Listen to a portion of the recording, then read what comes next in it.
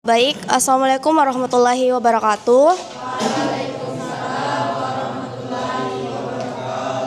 Dan selamat pagi semuanya. Baik, sebelumnya saya ingin berterima kasih kepada dosen pengampu kita yaitu Prof. Yusinta dan kepada teman-teman yang telah menyempatkan waktunya untuk hadir di pagi hari ini. Baik, perkenalkan kami dari kelompok 1 atau Ganjil. Di sini kami akan mempresentasikan hasil diskusi kami di mana hasilnya itu triploidisasi ikan trot pelangi mempengaruhi protein yang terkait dengan perkembangan ovarium dan aktivitas reproduksi. Sebelum kami membahas lebih lanjut, izinkan saya dan teman kelompok saya memperkenalkan diri terlebih dahulu. Perkenalkan, nama saya Jinur Kasli selaku moderator pada pagi hari ini. Perkenalkan, saya Siti Nur Aiza Sakir. Perkenalkan, saya Dwi Artika Nasyahwa sebagai pemateri. Perkenalkan, saya Mersyakira Umar sebagai pemateri. Perkenalkan, nama saya Ita sebagai pemateri. Baik, perkenalkan nama saya Preti. Perkenalkan, saya Mardatila. Perkenalkan, saya Muhammad Rizkul Fadil. Perkenalkan, saya Rifki. Baik, materi yang pertama yaitu konsep triploidisasi dan dampaknya pada ikan trot pelangi. Triploidisasi adalah proses manipulasi kromosom yang menghasilkan ikan dengan 3 set kromosom atau 3N. Pada ikan trot pelangi atau Oncorhynchus micis, proses ini dilakukan sebagai perlakuan tekanan hidrostatik atau suhu tinggi pada telur yang telah dibuahi untuk mencegah pembentukan badan kutub kedua. Tujuannya adalah untuk menghasilkan ikan steril yang bermanfaat bagi aquakultur karena tidak membuang energi untuk reproduksi dan memiliki pertumbuhan daging yang lebih baik. Namun, kondisi triploid menyebabkan perubahan besar dalam ekspresi gen dan protein yang mempengaruhi proses oogenesis, perkembangan gonad, dan fungsi reproduksi secara keseluruhan. Baik, yang selanjutnya itu perbedaan reproduksi antara ikan diploid atau 2N dan triploid 3N. Ikan trot pelangi diploid 2N atau 2N memiliki perkembangan ovarium yang normal dengan oosit matang dan mampu melakukan fertilisasi. Sebaliknya juga ikan triploid atau 3N memperlihatkan kematangan seksual yang tertunda serta perkembangan gonad yang abnormal. Ovarium ikan triploid cenderung berukuran kecil dan tidak mengandung oosit yang matang dan menunjukkan aktivitas reproduksi yang menurun. Hal ini juga disebabkan oleh ketidakseimbangan hormonal dan gangguan endokrin akibat jumlah kromosom yang ganjil. Triploid betina juga mengalami gangguan vitalogenesis, yang mana proses pembentukan kuning telur yang sangat penting untuk perkembangan embrio sehingga menyebabkan infertilisasi.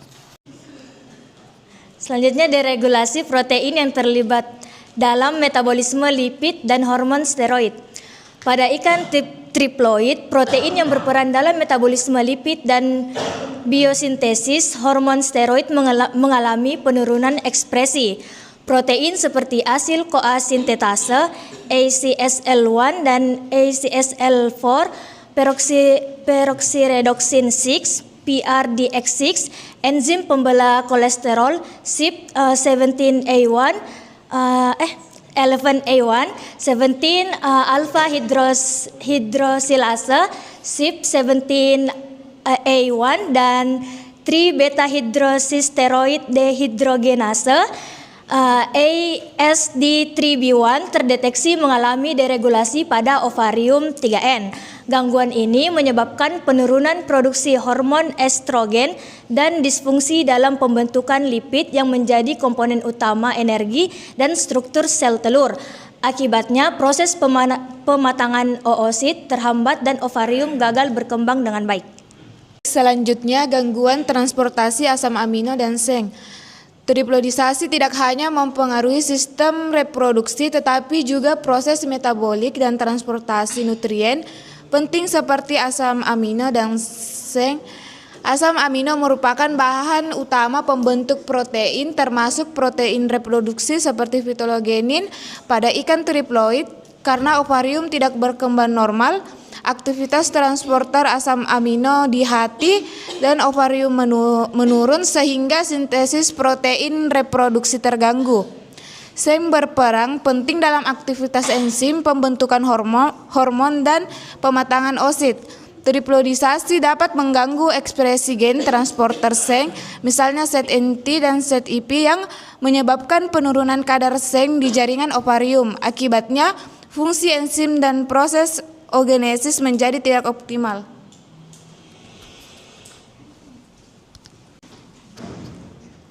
Baik, selanjutnya kita bahas kelainan pada sambungan sel dan struktur gonad. Pada ikan triploid, kelainan terjadi pada sambungan sel dan struktur gonad akibat jumlah kromosomnya yang ganjil atau tidak normal, 3N. Sambungan antar sel seperti tight junction dan gap junction mengalami gangguan sehingga komunikasi antar sel dalam jaringan gonad menjadi tidak efektif. Akibatnya, proses pematangan sel-sel germinal terganggu. Struktur gonad seperti testis atau ovarium tampak tidak berkembang sempurna, berukuran kecil dan hanya berisi sedikit atau tidak ada gamet fungsional. Sel-sel germinal umumnya berhenti pada tahap awal perkembangan, sehingga ikan triploid menjadi mandul karena tidak mampu menghasilkan sperma ataupun sel telur yang matang. Selanjutnya ada penurunan protein zona pelosida dan gangguan fertilisasi. Pada ikan trot pelangi triploid terjadi penurunan regulasi protein zona pelosida yang berperan penting dalam proses pengenalan dan pengikatan sperma pada oosit. Protein ZP merupakan glycoprotein utama yang membentuk lapisan pelindung sel telur dan berfungsi dalam perlindungan oosit, fertilisasi, serta perkembangan embrio awal. Dalam ovarium 3N, ekspresi protein seperti zona pelosida isoform X2 dan protein sulfum fetilin gamma menurun drastis, mencerminkan terganggunya oogenesis dan hilangnya kemampuan oosit untuk dibuahi. Penurunan ini mengindikasikan bahwa struktur fetilin dan zona pelosida tidak terbentuk sempurna, sehingga oosit gagal mencapai kematangan fungsional dan menyebabkan infertilisasi pada ikan betina triploid. Pada ikan triploid terjadi peningkatan ekspresi protein proses proses RNA seperti RNA helicase dan ribonucleoprotein. Peningkatan ini merupakan respon kompensasi sel terhadap ketidakseimbangan gen akibat tambahan set kromosom. Aktivitas transkripsi meningkat tetapi tidak efisien. Banyak RNA yang tidak bisa diterjemahkan dengan benar. Kondisi ini menandakan stres seluler dan gangguan fungsi ovarium. Akhirnya proses ini berkontribusi terhadap sterilitas ikan triploid. Terima kasih. Selanjutnya ada aktivitas jalur apoptosis dan sistem ubiquitin proteasom. Jadi di sini ada terjadi namanya aktivitas jalur apoptopis yang dimana proses ini dimaksud dengan kematian sel terprogram atau secara alami untuk menghilangkan sel-sel yang rusak. Nah, pada ikan triploid ini proses ini terjadi di jaringan gonad yang dimana yaitu tempat pembentukan sel telur dan sperma. Artinya banyak sel-sel reproduksi yang tidak bisa berkembang dengan normal yang mengakibatkan sel telur dan sel sperma tidak matang. Selain itu ada juga sistem ubiquitin dan ubiquitin proteasom yang merupakan untuk menghancurkan protein-protein yang rusak atau abnormal karena stres di dalam sel. Aktivitas sistem ini meningkat pada ikan triploid karena sel-selnya sedang berusaha untuk menyesuaikan diri dengan ketidakseimbangan genetik yang mereka miliki. Jadi kesimpulannya kedua jalur ini apoptopis dan ubiquitin proteasom merupakan mekanisme pertahanan sel terhadap stres dan gangguan genetik. Tapi karena gangguannya terlalu besar sehingga gonadnya tidak berfungsi dengan normal dan akhirnya ikan triploid ini akan menjadi steril atau mandul. Baik, selanjutnya itu mekanisme umum sterilisasi. Mekanisme umum sterilisasi triploid pada ikan dilakukan dengan menghambat pelepasan badan kutub setelah pembuahan. sehingga sel telur mempertahankan 2 set kromosom dari induk betina dan juga menerima 1 set kromosom dari sperma jantan. Akibatnya, embrio yang terbentuk memiliki 3 set kromosom atau 3N dan menjadi triploid. Nah, pada proses ini biasanya juga dilakukan dengan pemberian kejutan fisik seperti suhu tinggi atau rendah atau tekanan tinggi pada waktu tertentu setelah fertilisasi untuk mencegah pembelahan yang normal. Saya kembalikan ke moderator. Baik, mungkin langsung saja kesimpulan dari kelompok kami bahwa triploidisasi pada ikan trout pelangi merupakan teknik manipulasi kromosom untuk menghasilkan ikan steril dengan 3 set kromosom atau biasa kita sebut 3N. Meskipun metode ini bermanfaat dalam aquaculture karena meningkatkan efisiensi pertumbuhan, triploidisasi menyebabkan gangguan pada sistem reproduksi. Pada ikan betina, triploid mengalami perkembangan ovarium yang tidak normal, penurunan ekspresi protein yang berperan dalam metabolisme lipid, hormon steroid dan fitologenesis, serta gangguan transportasi asam amino dan sen. Selain itu, terjadi kelainan struktur gonad, penurunan protein zona plusida, dan aktivitas jalur apoptasi yang menyebabkan oosit gagal matang. Akibatnya, pada ikan triploid menjadi mandul dan tidak mampu bereproduksi secara normal. Mungkin langsung saja kami akan membuka sesi tanya jawab kepada teman-teman yang ingin bertanya untuk mengajukan tangan. Baik, kepada saudara Melki. Telah diberikan. Perkenalkan, nama saya Amerigo Melkisedek dari kelompok genap. Jadi pertanyaan saya, apakah perubahan protein atau teknik tadi yang diamati bersifat langsung akibat penambahan jumlah kromosom atau merupakan efek tidak langsung dari gangguan perkembangan ovarium? Terima kasih. Baik, selanjutnya kepada saudari Amel. Baik, sebelumnya terima kasih atas kesempatan yang diberikan. Jadi saya mau bertanya mengenai tentang kromosomnya. Nah, yang saya ketahui kromosom itu kan harus memiliki kromosom homolog atau pasangannya sendiri. Nah, kan pada triploidisasi ini kan dia menghasilkan 3N, 3 pasangan, 3 set kromosom. Yang menjadi pertanyaan saya, kan kalau kromosom homolog itu kan dia harus memiliki sama dengan sejenis pokoknya kromosomnya untuk bisa saling terjadi proses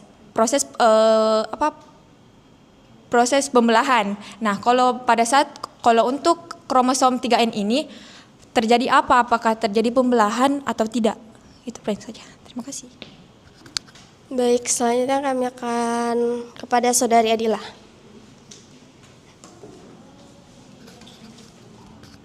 Baik, terima kasih atas kesempatannya. Perkenalkan, nama saya Adila Amatullah. Yang ingin saya tanyakan yaitu mengapa transportasi asam amino dan seng atau set N ini sangat penting dalam oogenesis dan bagaimana penurunannya dapat berdampak pada pembentukan sel telur. Terima kasih. Langsung saja pertanyaanku itu, apa ini hubungannya antara aktivasi sistem unbiquitin proteasom dengan proses apoptosis pada sel germinal ikan triploid? Baik, apakah ada yang ingin bertanya lagi apa? Sudah? Oh, baik. Langsung saya kami akan menjawab pertanyaan dari saudara Melki kepada saudara Ita. Baik, saya akan menjawab pertanyaan dari Melki. Apakah perubahan protein yang diamati bersifat langsung akibat penambahan jumlah kromosom atau merupakan efek sekunder dari gangguan perkembangan ovarium? Perubahan protein yang diamati pada abalon triploid bukan merupakan akibat langsung dari penambahan jumlah kromosom, melainkan efek sekunder yang muncul akibat gangguan perkembangan ovarium. Ketidakseimbangan jumlah kromosom menyebabkan ekspresi gen tidak berjalan normal, sehingga proses pembentukan gonad terganggu dan abalon menjadi steril. Kondisi fisiologis yang tidak seimbang ini kemudian mempengaruhi aktivitas metabolik serta sintesis protein di jaringan tubuh. Dengan demikian, perubahan pola protein pada abalon triploid lebih mencerminkan dampak tidak langsung dari ketidakstabilan perkembangan reproduksi, bukan hasil langsung dari keberadaan 3 set kromosom. Baik, kepada Saudara Melki. Baik, terima kasih. Selanjutnya kami akan menjawab pertanyaan dari Saudari Amel. Kepada Saudara Madam menjawab. Baik, saya akan menjawab pertanyaan dari Amel. Jadi kan pertanyaan itu, kromosom kan harusnya punya kromosom homolog untuk terjadi pembelahan. Yang menjadi pertanyaannya kan kromosom 3N ini apakah terjadi pembelahan atau apa ada proses lain toh? Jadi pada ikan triploid ini proses pembelahan sel tetap terjadi tetapi tidak normal. Saat pembuahan seharusnya kan sel telur melepaskan satu set kromosom lewat badan kutub kedua, tetapi proses ini dihambat. Akibatnya sel telur tetap membawa 2 set kromosom dari induk betina dan ditambah satu lagi sel dari sperma jantan. Jadi totalnya ada 3 set atau 3N.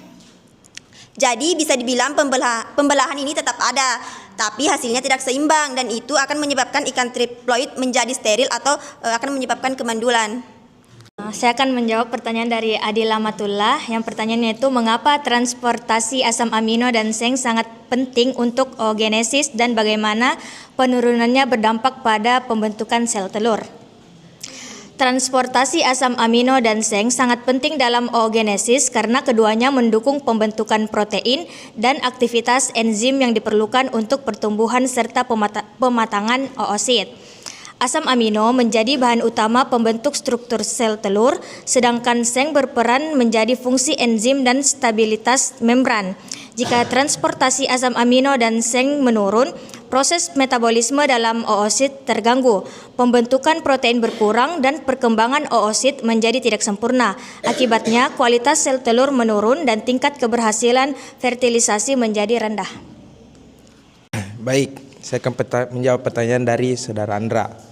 Yang dimana soalnya itu hubungan antara aktivitas sistem ubiquitin atau proteasem dengan proses apoptosis pada sel germinal. Jawabannya, sistem ubiquitin atau proteasem aktif mampu menghancurkan protein yang rusak atau abnormal akibat ketidakseimbangan genetik, yang dimana aktivasi sistem ini memicu stres seluler yang kemudian juga mengaktifkan jalur apoptosis atau sel kematian sel terprogram, yang dimana akibatnya itu banyak sel germinal yang mati lebih cepat sehingga gonadnya tidak bisa berkembang dengan normal. Terima kasih. Mungkin hanya itu yang bisa kami sampaikan. Kurang dan lebihnya mohon dimaafkan. Sekian dan terima kasih. Assalamualaikum warahmatullahi wabarakatuh.